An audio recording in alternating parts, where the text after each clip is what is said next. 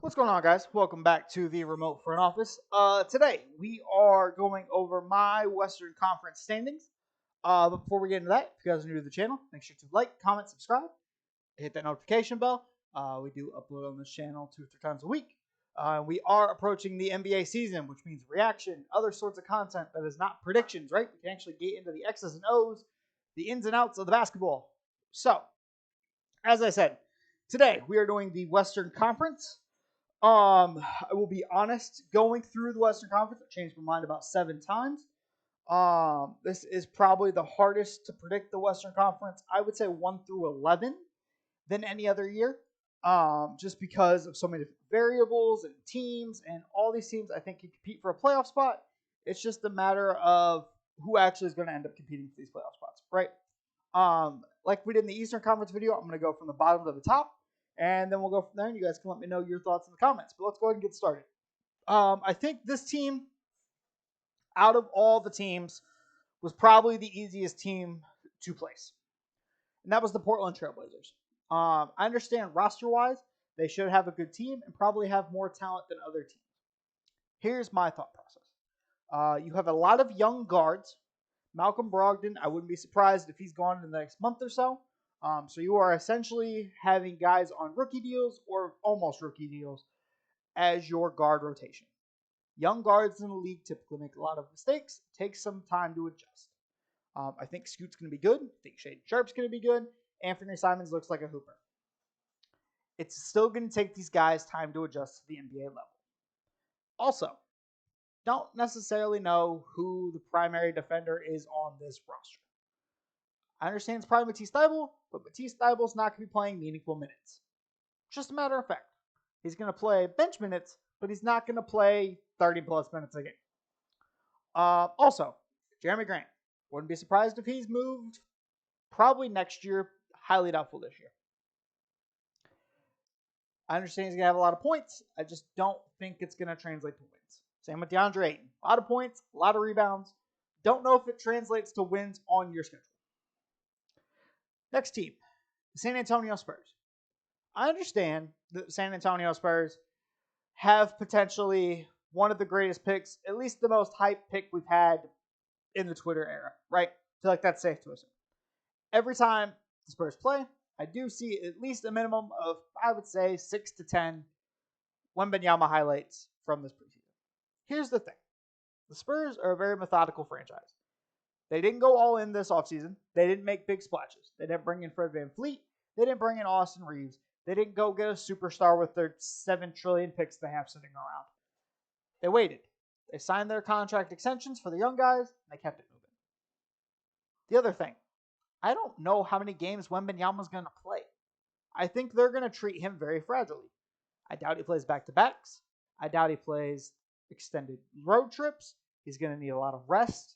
There's a lot of different factors to where I don't think he plays more than 60 games. I just don't.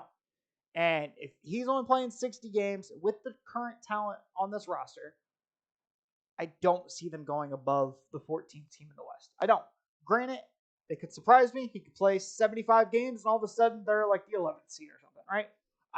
I think they understand that it's not worth it to accelerate the timeline this year. Take your time, build the team out correctly, fill the holes, find what works, what rotations work, and then go from there. You've got potentially 10 plus years with this guy. Take your time. The next team I have, for similar reasons, the Houston Rockets. The Houston Rockets have drafted well. They made some big splashes. Them and the team above them were probably the 2 hardest teams to place out of this bottom bracket. But I think that even with the additions of Fred VanVleet, Dylan Brooks, Jeff Green, you bring in these vets, you bring in Ime. There was still a 22-win team last year. There was like a 10-win gap between them and the team above them last year. I don't see them winning an extra 10 games. I see maybe Ime's worth an extra 2, Fred VanVleet's worth an extra 2, Dylan Brooks maybe an extra 1 to put you at like 5 or 6, right? So I think they get close to 30. I still don't think they break 30 wins for the year, though. I think maybe we're still another year away because, again, like San Antonio, they have all these young guys. They have to figure out what rotations work, who clicks with who meshes well with who is your go-to in certain situations, right? Like all this different stuff. If one guy's hurt, who do you go to? Like if Jalen Green's hurt, who's the second in command? If the second in command's hurt, who's the third in command, right? It's just all this other stuff that I just don't think they have the answers to yet. So I think they're still probably a year away from being close to playing contention. But I mean, we'll see. The team I have above them is the Utah Jazz. I understand Utah Jazz went to go get John Collins. They've made draft picks. Keontae George looks really good. Taylor Hendricks shows potential. I like him. I wanted him in Indiana. I just think for almost opposite reasons of a couple other teams, their point guard situation is a rather large question to me, right? I don't really know who's running this offense. Is it Taylor Horton Tucker? Are you asking some of the rookies to run the offense? Where is your facilitator on this roster, right? Where is your floor general? Where is your coach on the floor? If they had anybody to trade, I'd almost like to see Chris Paul here for the second half of the year. Crazy as it sounds. But I think, again, Danny Ainge is playing the slow game here. He sees what the roster is. He wants to see. He's trying to revive John Collins' trade value. He wants to see what Lauri Markkanen looks like again, if it was a one-year fluke. All this different stuff. I think you're still a little ways away from truly understanding what this roster is, what your next move is. The team that is going to surprise everybody, this is the last team I have missing the play-in. It's the Los Angeles Clippers. Now, before everybody hates on me, why are you hating on the Clippers? Paul George, Kawhi Leonard, top duo, da-da-da-da-da-da-da. Whatever. They can't stay healthy, right? And this limbo with the James Harden thing doesn't make it any better. Because if you do trade for James Harden, right, let's run through the hypothetical. You trade Norman Powell, Terrence Mann, first, you go get James Harden. Does Russell Westbrook now come off the bench? Does Russell Westbrook still start? Because if Russell Westbrook starts, you are running Russell Westbrook, Harden, Paul George, Kawhi, Zubac. You're running 4 guys that are max contract guys or former max contract guys that expect to have the ball in their hands 20 to 25% of the time, right? It doesn't work. The other thing is their role players are now a year older, right? Robert Covington's been here a couple of years. Batum's been here a couple of years. Marcus Morris is now past that New York phase where he was averaging 20-something, right? These guys are starting to get older. And I think this team missed its window. I really do. I think they're past it. There's going to be that one team that misses the play-in. And based off the fact they can't ever stay healthy, I picked the Clippers. The team at 10 I have is going to be the Dallas Mavericks. I understand they finished outside of the play-in last year. But I think they do make the play-in this year because you have a full year of Luka and Kyrie. That wins you a certain amount of games, right? Let's say that wins you 40 games. You can at least go 500. I don't know if defensively you can get too far past what Luka and Kyrie give you, right? There's a lot of defensive question marks. I understand you have Grant Williams. I like the addition of Grant Williams. I think he fits really well with this team. The center position is still a question. You still haven't figured that out. Rookies are going to make a lot of mistakes. I don't know how much Jason Kidd's going to want to play the rookies. Josh Green looks good. Does he take another leap? But other than that, I don't know how you get much farther above these teams that are above you without significant injuries. Just the defense really concerns me. Jason Kidd's had this track record where the first year he comes in, the defense is really good, and then it kind of backpedals from there. Seems like it's still a trend. And with those two guys, I don't know how you build a good defense. I'm just going to be honest. I don't. But that's why I have the Mavs here. The next team I have could be at 1, like they were early in the year last year. They could be at the 12th spot for all I know. It's the New Orleans Pelicans. The reason they are this low is because I don't trust Zion and Brandon Ingram to have a healthy season, right? That is the reason they are 9th on my list. However, they are as high as they are because I trust their other guys around the roster. I think they've done a really good job of drafting well, filling holes other than that point guard spot. I don't like CJ McCollum or his price, but other than that, I think they've done a really good job of trying to fit guys around Zion and Brandon Ingram that makes sense, right? Curious to see what Valanciunas looks like after another year. I think at some point we're going to see that drop off. I'm curious if it's this year. I like Larry Nance closing minutes at center for them defensively, just energy wise. I like it. I want to see another year of Dyson Daniels. Does he progress? Is he more of a point guard? Is he more of a shooting guard? I understand he's more of a defensive guy, but I want to see kind of the playmaking skills develop. Another year of Herb Jones. Can Herb Jones shoot really well this year? Is he a 38, 39% three-point shooter? Or is he a 32 to 35% three-point shooter? Trey Murphy, I want to see another year of him. Like, there's just a lot of guys on this roster that excite me. I just don't know where between the rotation, the just Zion and Brandon Ingram, are they healthy? Are they not healthy? Are they playing? All of that stuff. I can't put this team above 9th.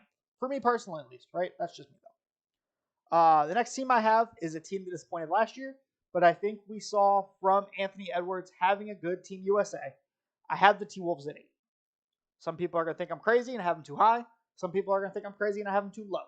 That's the problem with the Western Conference, is this thing could vary so far we have no idea. The reason I have them at 8, I don't trust Karl-Anthony Towns. I understand he missed a pretty big portion of last year. I also understand that offensively he's extraordinarily good, right? He has all 3 levels of scoring capabilities. You are currently asking him to play power forward. You have him, Rudy Gobert, and Naz Reid on this roster for the long term as of right now. He can't play well next to Naz Reid. Very limited minutes. He looked really bad next to Rudy Gobert. I think if this starts to fall apart, he's obviously, we've all known since the trade happened, he's the fall guy that you trade and you get the assets for, right? Question is what team trades for him at this point. We all know what he is at this point. Mid-20s, not really much of a change here. He's going to be horrible defensively, good offensively, but you can't put him at the 4 because he can't guard 4s. He can kind of not really guard centers just because he's tall. And Rudy Gobert's the opposite way, right? Can't do really much of anything offensively, really good defensively. That's eventually going to fall off, right? It fell off a little bit last year. I think it goes kind of back to what it used to be for Rudy Gobert this year. That's why they're the 8th seed. I want to see another year of Mike Conley as he finally starting to hit the tail end here. McDaniels, I like him a lot. I just want to see a little more out of him. I don't know where the shots come from for him this year, just based on the current roster. And the bench is kind of hit or miss. So I think all of that put together puts the T-Wolves here. The next team I have is the Golden State Warriors. As a Warriors believer, this hurts a little bit. But I think with Draymond missing time, as of right now, we're all but sure he's missing the opener. I think he's going to miss more time than that. This team just doesn't stay healthy, right? You're asking for Chris Paul to stay healthy, whether his minutes are limited or not. You're asking Steph to stay healthy. You're asking Draymond, Clay, Wiggins, Looney. Wiggins missed a big portion of time last year. People forget. I think the injuries, you're starting to really have to rely on Kuminga and Moody to get you through this year. I think we've hit the point in the road where we can't be expecting these guys to go above and beyond, right? I think Moody's fairly close to his ceiling. Kuminga, I don't know yet. But I think all of that put together, there's still a lot of holes with this roster. I think by the end of it, they finish as the 7th seed, and we're all in shock, right? I think we go back to, they finish as the 7th seed, maybe creep into the playoffs. And then maybe they hit a run. Who knows? The 6th seed, this is one of the bigger drops I have for regardless of conference. And it is the Memphis Grizzlies. The reason the Grizzlies are 6 for me, Ja's missing the first 25 games. Now, people are going to be like, oh, they play really well without Ja. They did not last year. They were about 500 last year. The year before was the year they were like 20-5. You have now replaced Dylan Brooks with Marcus Smart. I would say more of a vocal guy. I'm really interested to see this team defensively for the first handful of games. With Marcus Smart and, in theory, Jaren Jackson Jr. guarding the pick and roll. I love that combination. I just don't know where the offense comes from on this team. You have Desmond Bane, good offensive player. Jaren Jackson Jr., as long as he's not in foul trouble and healthy, decent offensive player. Steven Adams, not really an offensive player. Marcus Smart will either shoot you out of a game or shoot you into a game. There's no in between. The bench is a lot of young guys, right? You have Zaire Williams, you have Conchar, you have Aldama, Roddy, just all these guys off the bench that we don't know what they are yet. You lost Tyus Jones, who was your absolute break glass in case of emergencies guy that just was steady, right? He wasn't going to be too high, wasn't going to be too low. He was steady. Not a lot of turnovers, was a good assist guy, got you into your offense. You don't have that anymore. And then when Josh comes back, is he in shape? Is it still a media circus? What does the closing lineup look like if you're running Ja, Marcus Smart, and Desmond Bain? That's a really short group right there, right? Is Steven Adams going to stay healthy? Is Jaren going to stay healthy? Is Jaren going to stay out of foul trouble? All of that combined, I think, moves the Grizzlies down to the 6th seed. Now, throw out all logic I've used the last couple of times. The team I have at number 5 is the Oklahoma City Thunder. I think Shea makes another leap. He was already a 30-point per game guy, all NBA first team. I think we start to consider him for the MVP conversation this year. Chet. I've loved what I've seen out of preseason, summer league. I know you can't overreact to stuff, but he fits what I thought he would be when he came into the league, right? This is why I had him number 1 in his class, was because the IQ, right? Defensively, he's really good. He knows when to rotate. He knows when to block a shot. He knows offensively. He knows when to pass. He can space your floor. This team's going to be really interesting, right? Because you're running an unconventional lineup. You're probably running SGA, Giddey, Dort, J-Dub, and then Chet, right? Chet spacing the floor. Giddey's 6'8". If you put a smaller guy on Giddey, Giddey's going to put him in the post. Work and play make. SGA, if you put a smaller guy on him, he's going to just drive right by him and go to the lane. Lou Dort defensively. You have Cason Wallace, who was a good defensive guard in college last year. You have a lot of young guys on this bench, but are good, right? Poku might not even get minutes. Who knows anymore? Poku was their starting center for portions of last year. I just think this team knows that they don't have to force it, but I think naturally this team is going to come together and make another leap this year, like they made last year. The team I have at 4 is going to be the Phoenix Suns. This is another team I'm not entirely sure about because in my mind, I want to say it's going to go really bad, but on paper, I want to say it's going to go really well. You have Devin Booker, KD, and Bradley Beal, right? All guys can put the ball in the bucket. I think Durant's kind of past the good defensive player, and he's just a solid defensive player. Book has flashes, but you can't expect him to guard the best player every night. Bradley Beal, not a great defensive player. Bradley Beal also hasn't played a lot of games the last couple of years. Kevin Durant, kind of hit or miss on the games the last couple of years. I think this team is so top-heavy that you're going to get a couple of injuries, and it's just going to snowball, right? Devin Booker's going to have to carry because I think Devin Booker's going to be the more healthy out of the 3. Also, they don't have a point guard, right? As weird as it sounds, I would have loved Chris Paul for this team. It would have made sense, right? A younger Chris Paul, obviously not kind of Chris Paul, but just a guy who could get them into sets, get guys their looks, know where they want the ball, play defense, be the vocal leader on both ends of the floor. That sort of thing, right? That's what I wanted for this team. They don't have it right now. They announced that they're pretty sure Bradley Beal's playing point guard. I hate that idea for them, personally. But I think that's just where this team is, right? You're very top-heavy. Your stars are going to win you games because that's what wins you games. But at the end of it, I don't know if it's enough games to get you more than the 4 seed. At number 3, I think it's the Lakers. I know the Lakers were really close to the bottom as far as the start of the year last year. However, you are not dealing with the having to clean house thing at the beginning of the year. You've already made your trades. You've made your signings. I like Gabe Vincent coming in. I understand AD being healthy makes or breaks this. Either I'm right and they're the 3 seed because AD was healthy for 70 games, or they're fighting for the 7th seed because AD was only healthy for 45 games, right? I think that's just kind of where this team is. Same with LeBron. If he's not going to be super healthy and AD is not going to be super healthy, this team doesn't have the firepower to keep this going. But I think in theory, because there's hopefully a lot less trades that need to be made, and the roster's a little more set minus a couple of potential tweaks, I do think that they can keep it going and end up at the 3 seed. The 2 seed I've seen a couple of people down on the Kings. Personally, I think the Kings are still really young, still really hungry. I think De'Aaron Fox has another leap in him. Sabonis, hopefully his hand's healed, and so he can play a little bit better. And you get another year of Murray with another year under his belt. And I just think this team progresses, right? I understand they were one of the more healthy teams last year. I still think they're going to be a fairly healthy team, and they'll make a really deep push as far as regular season wins, and probably end up as I would say between the 2 and the 4 seed would be my guess. And the last team I have, the MVPs of the league, or the MVPs, the NBA champions from last year, the Denver Nuggets. Because it's really simple math, right? If Jokic is healthy, you're at minimum a 5 seed.